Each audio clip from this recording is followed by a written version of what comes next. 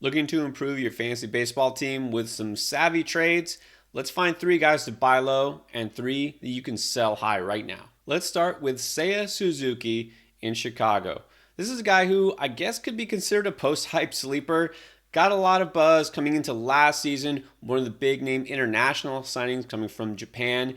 It was pretty good for the most part, but then injuries and a little bit of inconsistency kind of bogged him down. Didn't come up with quite the season that everyone expected. So heading into this year, well, still high hopes, but just when it looked like Suzuki might be a nice draft pick in fantasy, started the season already on the injured list with an oblique. Didn't know how long he was even going to be out. That kind of injury could also linger for a batter if he's feeling discomfort, not 100%.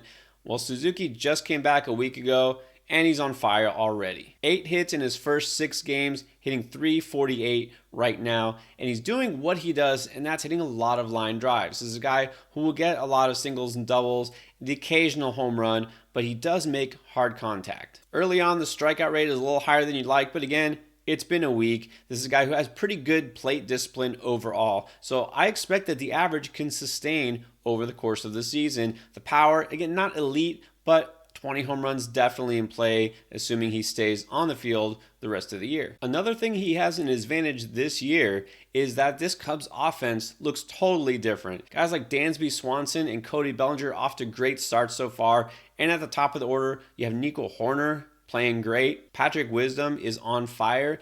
This Cubs offense looks legit, and with Suzuki hitting right in the heart of it, batting cleanup, that's a good thing for his run and RBI production. Right now, not a lot of people too excited about Suzuki. They're looking at those other parts in the Cubs offense or just looking for someone who's been more productive overall this season. Suzuki been on the down low because he has hardly played. So this is a good time to scoop him on the cheap. Now this is sort of a borderline trade candidate. Right now rostered in just under 60% of Yahoo leagues. If you're playing in competitive leagues, he should already be rostered. Maybe he was dropped because it was a rough first couple of starts, but Edward Cabrera of the Marlins is somebody who, well, if he's out there, pick him up. But if not, this is the time to make a buy low offer on him. It was a rough first couple of weeks for Marlins pitching. Let me tell you, you watch my panic video about Sandy Alcantara, the reigning Cy Young winner, getting pounded so far early.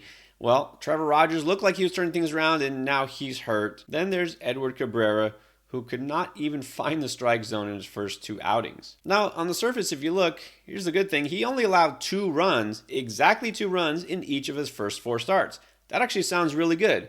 Until you realize that in those first 2 starts, both of which came against the Mets, he only lasted 4 innings and 2 2/3 innings. He somehow managed to walk 13 batters in less than 7 combined innings. One look at his ball strike chart and you'll see all over the place, especially that changeup nowhere near the strike zone. But sure enough, just like a lot of guys who maybe get off to a cold start the first couple of weeks, he's turned it around and it's been a totally different story the last 2 outings. In 2 starts against the Giants and the Phillies, a total of 12 strikeouts, only 3 walks. This is a pretty powerful pitcher who does play in a favorable home park most of the time.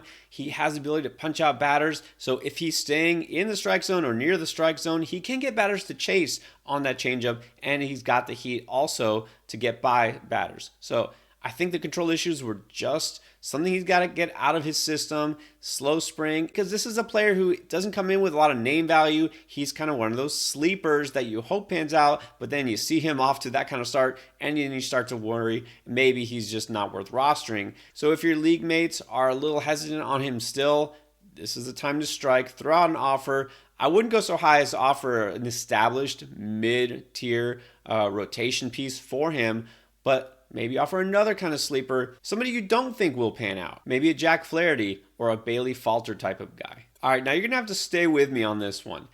Bryce Harper. I realize that A, he hasn't played a single game this year, and we don't know when he's going to come back exactly. And also B, that he's probably not a buy low because we all know what Bryce Harper is capable of. Let me address the first situation. He's already taking live batting practice, including against left-handed pitchers. So that's a step in the right direction of just getting him in the batter's box, even if he's just a DH. But he may not just DH because he's also been seen taking reps at first base. Derek Hall is on the injured list, and of course Rhys Hoskins out for the season. Most likely Harper is just the DH, but at this point, anything is possible in Philly until they make some more moves. So the word is he might need a month or less, and he might not even need a single minor league rehab game. They're talking about just throwing him straight into the fire and just getting him into action when he is ready. It is a long season in the major leagues, and we're just barely not even a month into it. So if you can get Harper now for the foreseeable future, that's definitely worth doing. Now, is that possible? Is somebody who drafted Bryce Harper and has been stashing him in IL so far going to just trade him now that he's getting ready to get back? Well, it depends. You'd think that whoever did take Harper knew the risk and they're waiting for him to come back. They're not going to even entertain a trade offer. But you would be surprised. The standings can make people do a lot of weird things. So you have somebody who took on that risk and now they're regretting it maybe because they're in last place or somewhere near the bottom of the standings and they're going to start to worry. Of course, they shouldn't be, but they will do that. So I'd say if the owner in your league who has Harper is hurting and is definitely in need of things like power and RBIs, and they're still sitting there waiting on Bryce Harper, but you're not because you're in a decent place in the standings, or at least you're not desperate, maybe make a move right now and flip some of your better assets. If you have a surplus of starting pitching, take one of those top starting pitchers and offer him for Bryce Harper. See what happens. Or even better, take someone who's off to a hot start, getting all sorts of hype, put a combo deal together. I'm thinking someone like James Outman, who has been great, but are we sure he's going to outproduce Bryce Harper the rest of the season? Package him with an infielder, or better yet, take one of my sell high candidates that I talked about last week or I'm about to get to, and then see if that is enough. Now here are those sell high candidates. Let's go with another Cub, but this time somebody you should be looking to move. I know you see him out there and was saying you should be picking up Patrick Wisdom. This is a guy who's being overlooked in fantasy. Well, yeah, if he's out there, you add him and then you immediately try to trade him. One of the league leaders in home runs so far with 8 plus 13 RBIs. Look, the power is legit. That really has never been a question. But here's why you sell high. While his hard hit rate might be one of the best in the league right now, his batting average is definitely going to plummet. This is a career 221 hitter with a 177 expected batting average in the majors. Not only that, but if you take a closer look, you'll see this guy's really the master of the solo shot. You already figured 8 homers, only 13 RBIs. That's not quite what you're hoping for, but also this is something he's done for the last couple of years. Last 2 years, 28 and 25 home runs. Pretty good.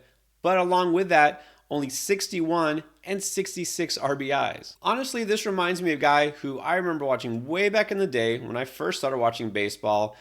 Those of you around my age range might know a guy named Rob Deere, outfielder who played with the Tigers for a while. He moved to San Diego eventually, I think Milwaukee.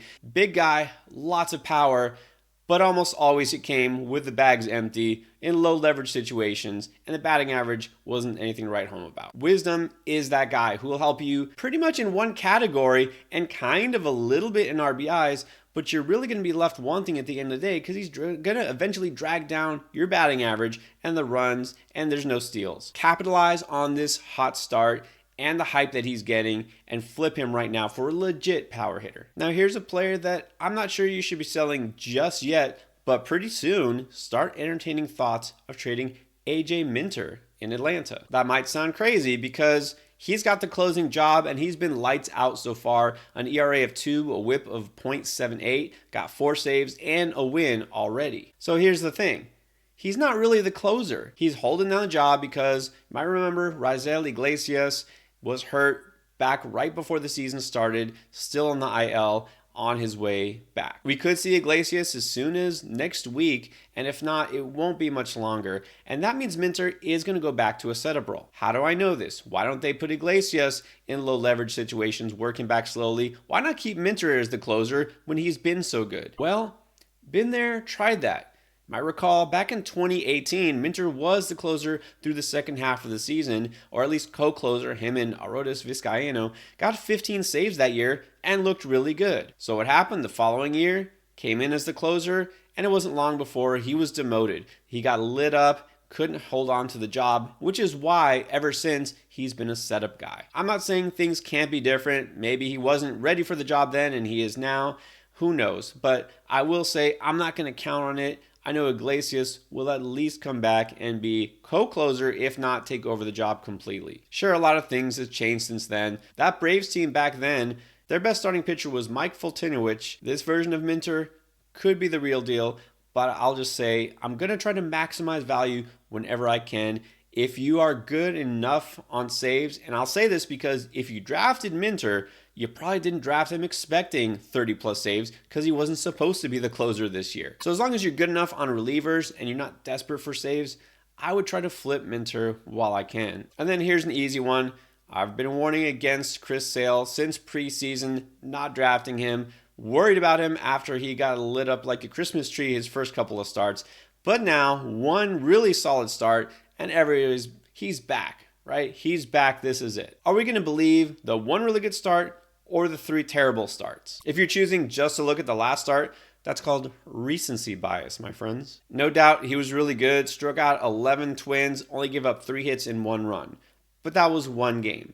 Look, he's been getting strikeouts. In fact, all year, he's been able to generate whiffs, but when he isn't, he's getting hit hard. His first 3 starts of the season, he gave up 15 earned runs in just 12 innings. And my real concern with him, besides the ERA and the whip, is the fact that I am not going to hold my breath and assume he's really going to make it over a full season without getting hurt or without having some sort of hiccup, and I just don't want that risk right now coming off such a good start, and people will still buy on the name value from what he's had for the past several years. If I had Chris Sale, which again, I don't, but I'm going to try to get somebody a lot more reliable in exchange. Give me another young left-hander who just came off a terrible start like Nick Lodolo instead. He'll pile up Ks. His ERA, I think, will be comparable to Sale, if not better, and I think he'll actually stay healthy. I'd also much rather have another Cub here, Justin Steele, who I was all over in the preseason. I drafted several places, and he's looked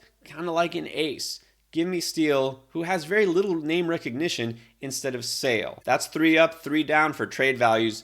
What about those guys that you might consider just cutting altogether? Check out my latest video on who you should be panicking about.